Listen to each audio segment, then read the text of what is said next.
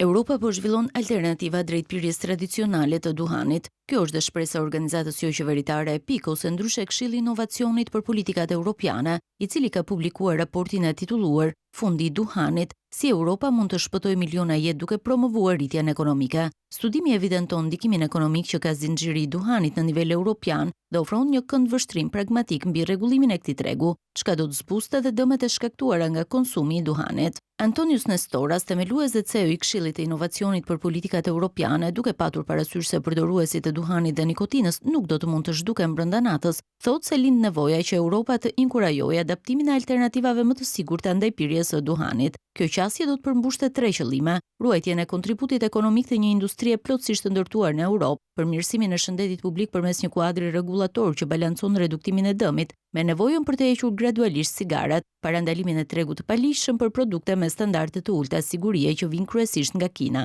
Në nivel europian, sektori i duhanit kontribuon me 223.7 miliardë euro në vit në prodhimin e brendshëm bruto. Industria punëson drejt për drejt dhe indirekt më shumë se 2.1 milion njerëz, me një total pagash që i kalojnë 60 milion euro. Në lidhje me rishikimin e Komisionit Evropian të Direktivës së produkteve të duhanit dhe Direktivës së taksimit të duhanit, raporti thekson se marrja e masave ekstreme mund të dëmtojë tregun europian duke inkurajuar tregtinë e paligjshme.